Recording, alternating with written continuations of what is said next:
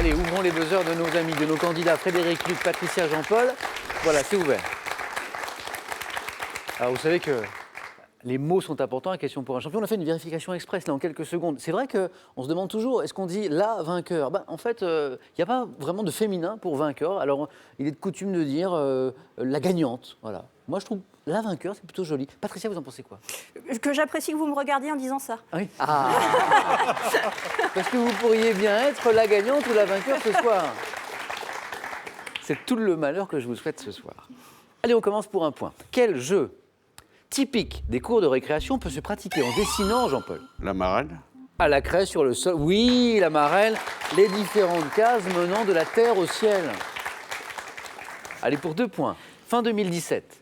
Quel ancien footballeur du PSG, premier joueur africain à recevoir le Ballon d'Or? Ouéa. Georges Weah. Jean-Paul, il est bien là. En 95 est élu président de son pays. L'ancien footballeur Georges Weah qui a été élu président du Libéria. C'était bien Georges Weah. Bon démarrage de partie, vous le voyez, pour notre champion. Question à 3 points. En France, quel petit archipel, anciennement appelé île d'Or, inclut les îles de Porquerolles et du Levant? Jean-Paul encore. Les îles de l'Airain. Non, et du Levant. C'est ce petit archipel qui inclut les îles de Porquerolles et du Levant. On parle des îles d'Hyères. H-Y-E, accent grave R-E-S. Bravo à tous ceux qui l'avaient. À la maison, ici, on a séché. Quelle diminution de la concentration de glucose dans le sang peut provoquer, Jean-Paul? L'hypoglycémie. C'est une bonne réponse. Des malaises ou des vertiges, hypoglycémie. Manifestement, Jean-Paul, en son début de partie, n'en souffre pas. Pour l'instant, Glycémie. ça va. Jean-Paul, tout va bien.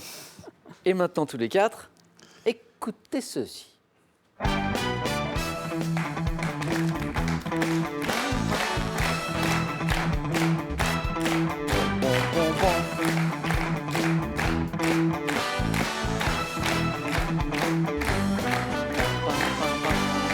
Ça, c'était de la série télé. Vous avez sûrement reconnu le générique de la série Magnum. Quel majordome britannique? Patricia? Higgins. Wow, Higgins, exactement. 2 points. Ça, c'était de la série sympa. Higgins, la Ferrari rouge, Magnum, les chiens qui couraient quand Magnum arrivait, etc. Alors, les plus jeunes qui nous regardent, c'est quoi? Qu'est-ce qu'il raconte? Quel majordome britannique dévoué aux détectives était interprété par John Hillerman, acteur disparu, hélas en novembre dernier. Higgins, 2 points pour Patricia. Juste pour vous titiller un peu, est-ce que vous vous rappelez des noms des chiens d'Higgins? Zeus et Apollon. Ah, mais ils s'en rappellent, Luc et Patricia. Zeus et Apollon. Ah, ça c'est fort. 3 points ici. Histoire. En 1852 à Paris, quel homme d'affaires français révolutionne le commerce traditionnel avec l'ouverture du grand magasin au Bon Marché? Jean-Paul. J'ai perdu. Homme d'affaires français qui révolutionne le commerce traditionnel avec l'ouverture du magasin au Bon Marché. Boussicot. Aristide de son prénom, Aristide Boussicot. Botanique. Quel mot désigne ce qui reste du tronc avec les racines? Jean-Paul. La souche. La souche, oui. Quand un arbre a été coupé, ce qui reste, c'est la souche. 2005. Quelle actrice américaine joue une tueuse professionnelle aux côtés de Brad Pitt dans Mr. and Mrs. Patricia? Angelina Jolie. A été la plus rapide et me donne la bonne réponse. Encore 2 points. Aux côtés de Brad Pitt et de Mr. and Mrs. Smith.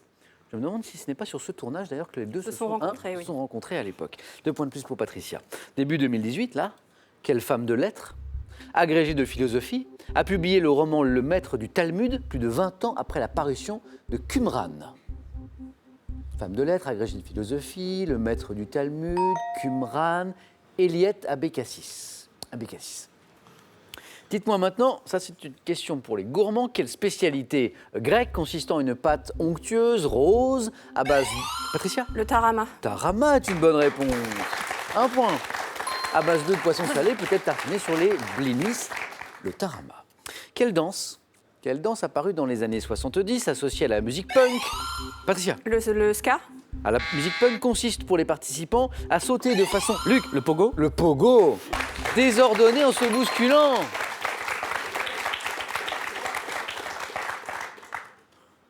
Si j'avais un peu de temps, je demanderais au public de...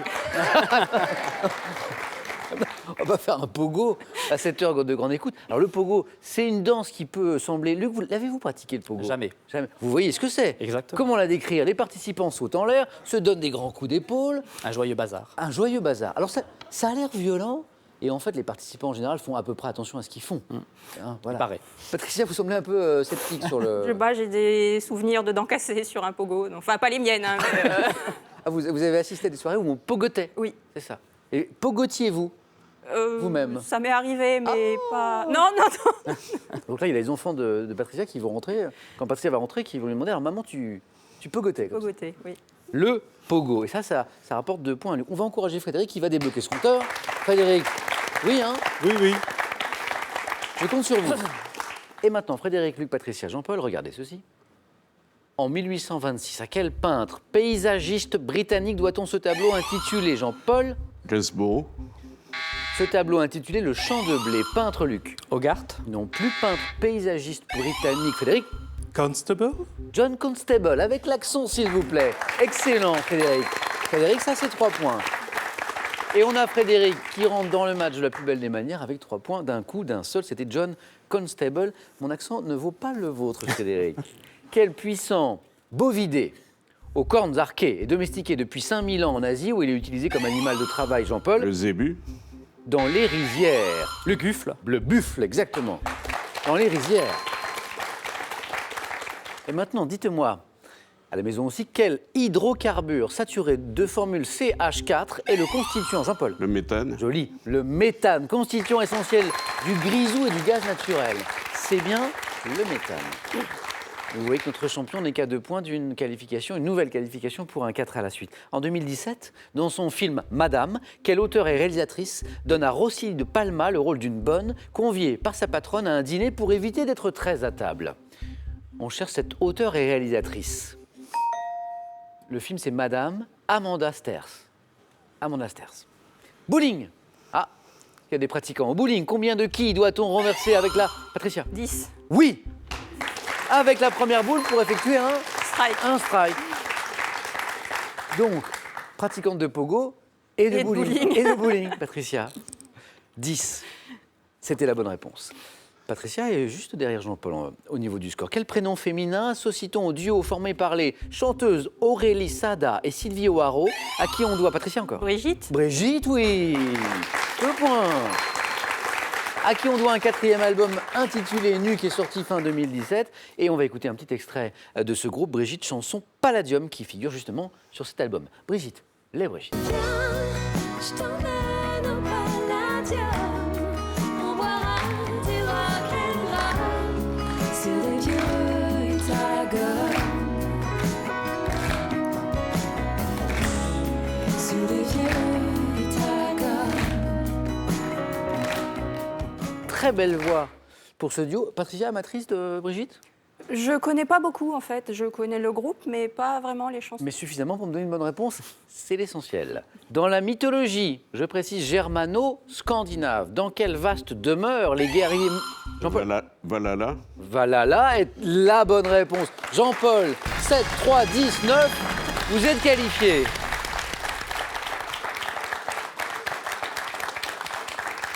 Deux places encore à prendre. Donc, le Valhalla était la bonne réponse. Donc, c'est la dernière, c'est la vaste demeure des guerriers morts en héros, où ils sont amenés à s'abreuver d'hydromel. Voilà. Quelle expression, née à l'issue de la Grande Guerre et servant à désigner ce conflit, signifiait qu'on espérait alors, Luc, La der des der. qu'elle serait la dernière. C'est la der des der, oui. Et 2 points, puisqu'on joue pour 2 points maintenant à chaque bonne réponse. La der des der. Dites-moi maintenant quel recueil de nouvelles de Marcel Aimé doit son titre à une histoire dans laquelle un employé de l'administration est capable de... Patricia? Le passe-muraille. Oui, Patricia, vous êtes qualifiée pour le 4 à la suite. Le passe-muraille.